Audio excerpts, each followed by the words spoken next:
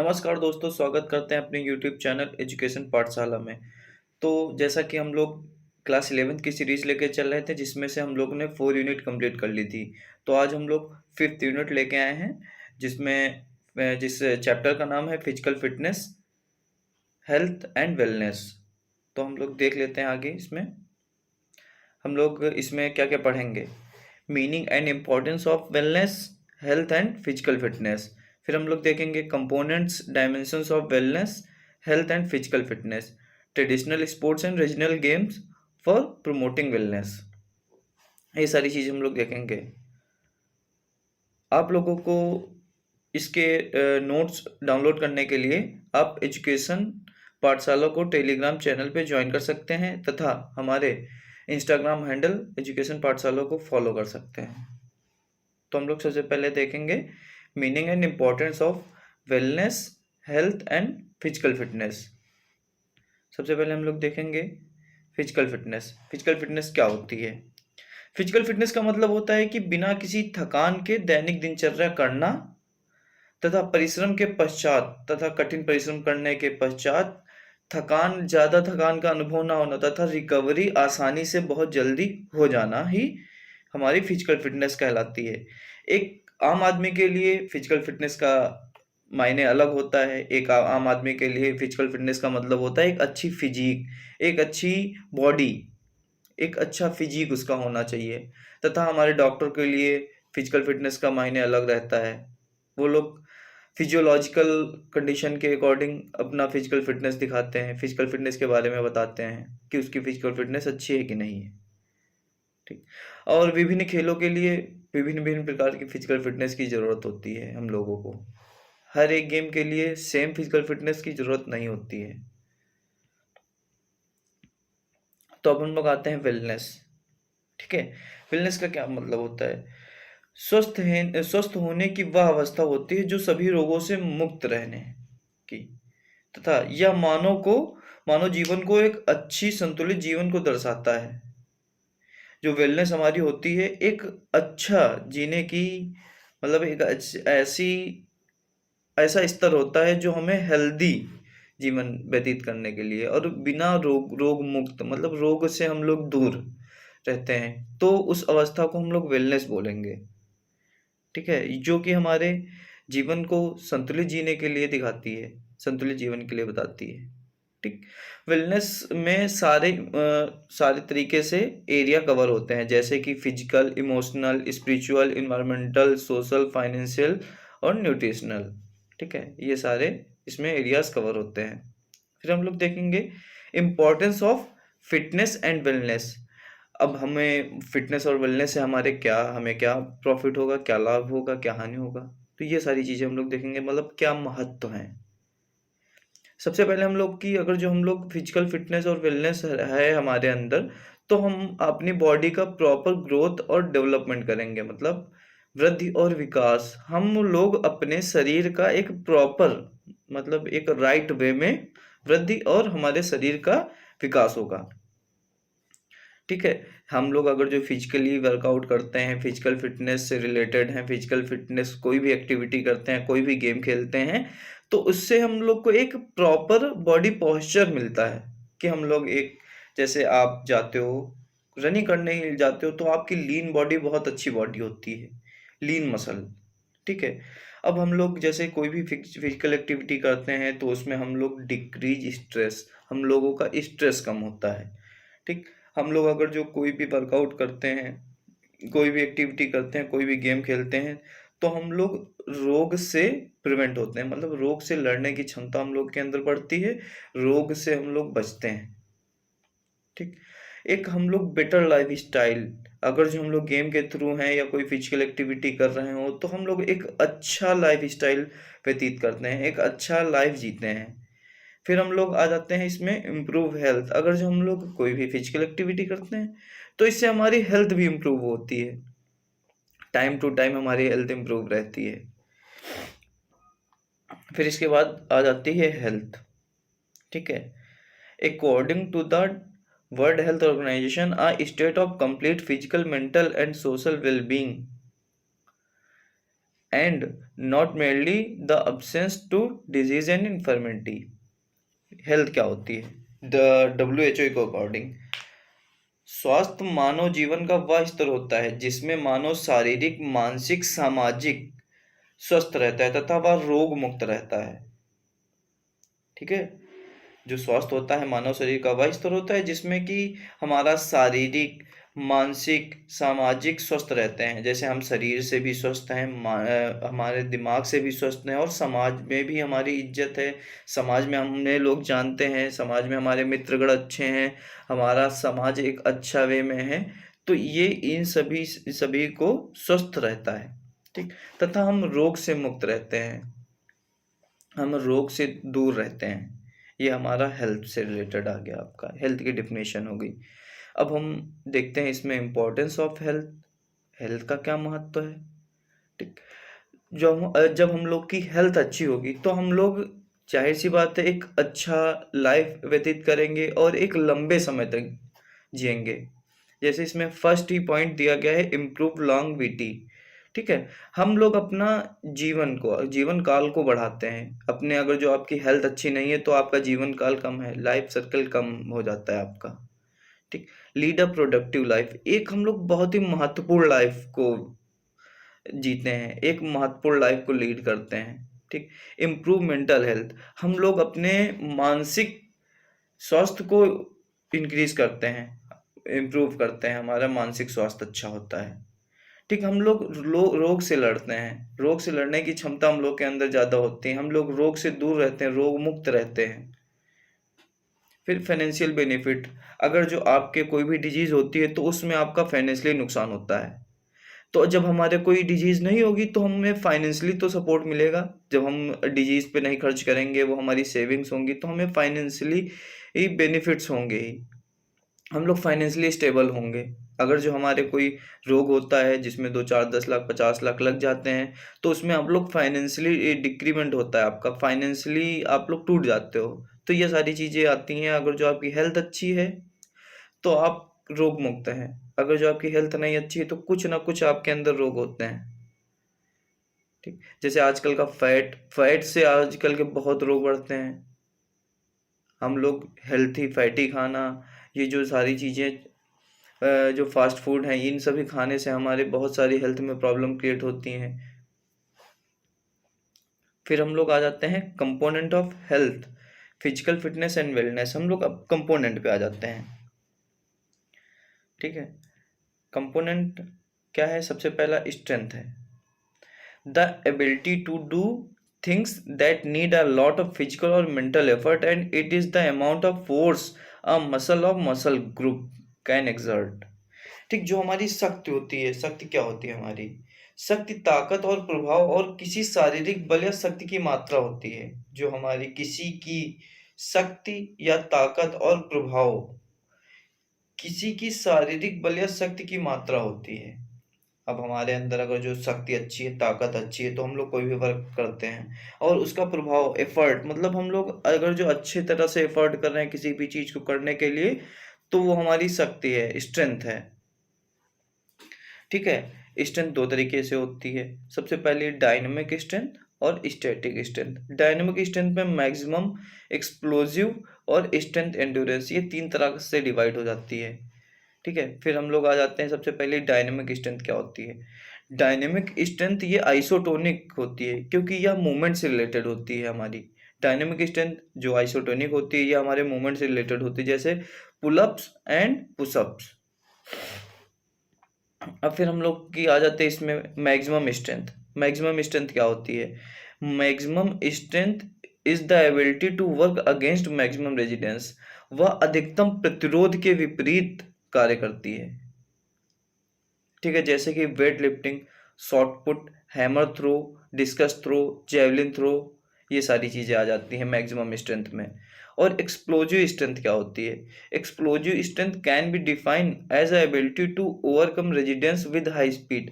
जो explosive strength होती है ना, वो बहुत ही स्पीड के साथ प्रतिरोध को कम करती है। ठीक है, बहुत ही स्पीड के साथ प्रतिरोध को कम करती है। जैसे कि इसमें कौन कौन सी चीज़ें आ जाती हैं, या हमारी स्प्रिंट स्टार्ट्स आ जाते हैं। जैसे हम लोग कोई स्प्रिंट स्टार्ट करते हैं तब वो आ जाता है, अपलिफ्टिंग में आ जाता है, शॉर्टपुट में आ जाता है, hammer throw, discus throw, long jump, high jump, triple jump and pole vault. इन सभी में एक्सप्लोजिव स्ट्रेंथ आती है। एक्सप्लोजिव स्ट्रेंथ बेसिकली जैसे हम लोग कोई भी एथलेटिक में स्टार्ट करते हैं, जैसे आपने 100 metre race, 200 metre race, 400 metre race, ये आपने अगर जो स्टार्ट किया, कोई भी रेस स्टार्ट करते हैं, तो उसमें जब हम लोग स्टार्टर से फर्स्ट स्टेप जैसे आपका होता है, वही एक्सप्लोजिव स्ट्रेंथ आती है। ठीक है, फिर हम लोगों का आ जाता है strength endurance. Strength endurance is a combination of strength and endurance abilities. जो स्ट्रेंथ एंड्योरेंस होता है वो कॉम्बिनेशन होता है स्ट्रेंथ और एंड्योरेंस एबिलिटीज का। ठीक, it can be defined as a ability to overcome resistance और to act against resistance under the condition of fatigue. ठीक है, जो हमारी स्ट्रेंथ एंड्योरेंस होती है, ये हमारी हैवी चीज उठाने के लिए होती है। जैसे आप लोग जिम में जाते हो, डंबल उठाते हो, इन सभी चीजों के लिए ये स्ट्रेंथ एंड्योरेंस होती है, हमारा मतलब पावर वर्क के लिए। फिर स्टैटिक एंड्योरेंस क्या होती है? Static strength, it is ability of muscles to act against resistance. ठीक, जो ये हमारी स्टैटिक स्ट्रेंथ होती है वो मसल करते, इसमें प्रतिरोध के विपरीत मांसपेशियां वर्क करती हैं स्टैटिक स्ट्रेंथ में। जैसे कि हम लोग देख सकते हैं, it is also known as a isometric strength because it is the ability to hold a pose without movement. मतलब जैसे हम लोग प्लांक करते हैं, ठीक है, प्लांक करते हैं, या हम लोग ये वेट उठाते हैं, वेट उठाने में होल्ड करते हैं, तो इसमें हम लोग विदाउट मूवमेंट के आती है स्टैटिक। इसमें हमारी मसल्स पे ज़्यादा वर्क रहता है, मसल्स हमारी इस पे ज़्यादा काम करती हैं। फिर हम लोग का आ जाता है speed. Speed is the ability to do the movement at a faster rate of और मिनिमम पॉसिबल टाइम। जो स्पीड होती है वो हमारे बहुत ही फास्ट होती है तथा या कम समय में दूरी को तय करती है, यह स्पीड होती है। स्पीड सभी के अंदर होती है, लेकिन यह एक प्रॉपर ट्रेनिंग में ही आप इसको और डेवलप कर सकते हैं। अगर जो आपने प्रॉपर ट्रेनिंग नहीं की तो आप स्पीड को डेवलप नहीं कर पाओगे। जैसे एक प्रॉपर जो एथलीट्स होते हैं, प्रोफेशनल एथलीट्स होते हैं, वो लोग स्पीड बहुत अच्छी रनिंग करते हैं। वो लोग एक प्रॉपर वे में, एक प्रॉपर अच्छे कोच के गाइडेंस में जाके रह के ट्रेनिंग करते हैं, उसके बाद उन लोगों की स्पीड ग्रो होती है। स्टार्टिंग में तो सभी नॉर्मल रनिंग करते हैं, हम भी रनिंग कर लेंगे, आप भी रनिंग कर लेंगे, सभी रनिंग कर लेंगे, लेकिन एक जो प्रोफेशनल एथलीट होता है उसके अकॉर्डिंग हम लोग नहीं कर सकते हैं, क्योंकि हम लोग का वो गेम नहीं है। हम लोग का सब अपना अपना डिवाइडेशन के अकॉर्डिंग गेम है। आप लोग जैसे हैं, आप लोग भी कोई गेम खेलते होंगे, अगर जो कोई एथलेटिक्स से होगा तो वो सारी चीज़ें जानता होगा एथलेटिक्स के बारे में, सारी रनिंग के बारे में। फिर हम लोग देखते हैं types of speed. Types of speed में रिएक्शन टाइम, सबसे पहला reaction time, it is time taken by the body to respond immediately after getting stimulus. It is the first reaction to bring our body into action. जैसे कोई आपके थप्पड़ मारता है तो तुरंत बॉडी आपका आपका हैंड आता है ब्लॉक करने के लिए, तो ये हमारी रिएक्शन टाइम हो गई। फिर acceleration ability, it is the time taken by the body to perform complete action, या कंप्लीट एक्शन के लिए परफॉर्म करते हैं एक्सेलरेशन। ठीक, speed of movement, it is the total time taken by the body to perform complete action. या जो होता है टोटल टाइम होता है, मतलब टोटल टाइम होता है जो भी कंप्लीट एक्शन करने के लिए। एंडोरेंस, एंडोरेंस क्या होता है? It is ability to sustain और continue the activity in other word it is the ability to resist fatigue for a longer period. यह एंडोरेंस जो होता है हमारे लंबे समय के लिए होता है, जैसे कि हम लोग फुटबॉल खेलते हैं, फुटबॉल खेलते हैं, क्रिकेट खेलते हैं, ये सारे गेम जो होते हैं काफ़ी लंबे टाइम के लिए लॉन्ग ड्यूरेशन गेम होते हैं। हॉकी हो गया, बास्केटबॉल हो गया, हैंडबॉल हो गया, ये आपके लॉन्ग ड्यूरेशन गेम है। इसके लिए हमें एंडोरेंस की ज़रूरत होती है। अगर जो हमारे पास एंडोरेंस की कमी पाई गई तो हम लोग अच्छे से परफॉर्म नहीं कर पाएंगे, बीच बीच में ही हम लोग थकान महसूस होगी। ठीक है, ये हमारे लॉन्ग टर्म के लिए होता है, लंबे समय के लिए एंडोरेंस होता है। ठीक, फिर हम लोगों को आ जाता है टाइप ऑफ एंडोरेंस। सबसे पहला आ जाता है आपका speed endurance. This is the type of endurance in which the activity is done with high speed and intensity. ठीक है, या जो होता है हमारा स्पीड एंडोरेंस शॉर्ट टर्म के लिए होता है। ठीक है, जैसे कि 30 से 60 सेकंड मतलब 30 टू 60 सेकंड्स के लिए होता है, या जो होता है हाई स्पीड और इंटेंसिटी के साथ। ठीक, कोई भी एक्टिविटी हम लोग हाई स्पीड के साथ करते हैं, जैसे कि हम लोग एग्जांपल इसका देख लेते हैं, मीडियम डिस्टेंस रेसेस, स्विमिंग हो गया, आपका बास्केटबॉल में बास्केट करना, टेनिस हो गया, बैडमिंटन हो गया, बैडमिंटन में शॉट मारना, ये हम लोग छोटे टाइम के लिए करते हैं, शॉर्ट टर्म के लिए। ठीक, फिर आ जाता है हम लोग का strength endurance. It is in this type of endurance activity is done powerfully and forcefully for a longer duration. इस टाइप के एंड्योरेंस में हम लोग एक फोर्स कोई भी एक्टिविटी डन कंप्लीट करते हैं पावरफुली और फोर्सफुली, जैसे कि हम लोग इसमें इसकी ज़्यादा ड्यूरेशन नहीं होती, इसकी 2 से 3 मिनट ड्यूरेशन होती है। इसमें सबसे पहले हम लोग देख लेते हैं इसमें किस किस गेमों में रिक्वायर्ड होता है, या जैसे रेसलिंग में आपका रिक्वायर्ड होता है, बॉक्सिंग में हो गया, ताइक्वांडो में हो गया, जूडो में हो गया, कराटे में हो गया, जिसमें कि कोई भी एक 2 से 3 मिनट का राउंड होता है, बस ज़्यादा टाइम का राउंड नहीं होता। ये शॉर्ट शॉर्ट से मतलब मीडियम में ये 2 से 3 मिनट के बीच में ही ये स्ट्रेंथ आपकी स्ट्रेंथ एंड्योरेंस इस्तेमाल किया जाता है। ठीक, फिर long term endurance. This type of endurance is required when the activity is done for a longer duration and the speed is slow. जैसे कि ये लॉन्ग टर्म एंडोरेंस क्या होता है, लॉन्ग टर्म एंडोरेंस में ये कोई भी एक्टिविटी लंबे समय के लिए तथा मिनिमम चाल मतलब नॉर्मल स्लो चाल के में कंप्लीट करते हैं, जैसे कि long distance running, cycling, cross country marathon, football. ठीक, इन सभी चीज़ों में हम लोग लॉन्ग टर्म एंडोरेंस का इस्तेमाल करते हैं। ठीक है, फिर हम लोग क्या आ जाती है फ्लेक्सिबिलिटी। फ्लेक्सिबिलिटी क्या होती है, अब हम लोग flexibility is the ability to do the movement with a greater range of joint. मतलब हम लोग जॉइंट से कितना फ्लेक्स अपनी बॉडी को मूव करा सकते हैं, कितना बॉडी को मूव करा सकते, यही हमारी फ्लेक्सिबिलिटी होती है। या it is affected by muscle length, ligament and tendons, या हमें या मसल लेंथ और लिगामेंट और टेंडन से अफेक्टेड रहती है। ठीक है, good flexibility helps in preventing injuries, improving posture, make the joint healthy, improving balance. जो हमारी एक अच्छी फ्लेक्सिबिलिटी रहती है वो हमारे रोगों से बचने के लिए और हमारे एक जो हमारा बॉडी पोस्चर होता है उसको इम्प्रूव करती है, हमारे जॉइंट को हेल्दी बनाती है तथा हमारे बॉडी बैलेंस को इम्प्रूव करती है। अगर जो अच्छी आपकी फ्लेक्सिबिलिटी है तो ये सारी चीज़ें आपके साथ होंगी। अगर जो आपकी फ्लेक्सिबिलिटी नहीं अच्छी है तो आपका जॉइंट भी मजबूत नहीं होगा, आपका बॉडी पोस्चर इतना अच्छा नहीं होगा, आपका बॉडी बैलेंस इतना अच्छा नहीं होगा। ठीक, आप इंजरी से नहीं बच पाओगे। फिर हम लोग आ जाते हैं types of flexibility. Flexibility basically 2 तरीके से होती हैं, पैसिव और एक्टिव। पैसिव फ्लेक्सिबिलिटी क्या होती है, जिसमें joint can move to its maximum range with external help. जैसे हम लोग किसी दूसरे के द्वारा मतलब अपने पार्टनर के साथ मिलके स्ट्रेचिंग की एक्सरसाइज करते हैं, तो यह पैसिव फ्लेक्सिबिलिटी हो गई। एक्टिव फ्लेक्सिबिलिटी क्या होती है, this flexibility exercise are performed without external help. जैसे कि हम लोग कोई भी फ्लेक्सिबिलिटी की एक्सरसाइज हम लोग करते हैं तो किसी दूसरे दूसरे पर्सन की मदद से हम लोग अपने स्वयं की एक्सरसाइज करते हैं, स्वयं की स्ट्रेचिंग करते हैं। ये नहीं कि हम दूसरे पर्सन के साथ सपोर्ट में कर रहे हैं। अब एक्टिव फ्लेक्सिबिलिटी भी दो तरीके की होती है, स्टैटिक और डायनेमिक।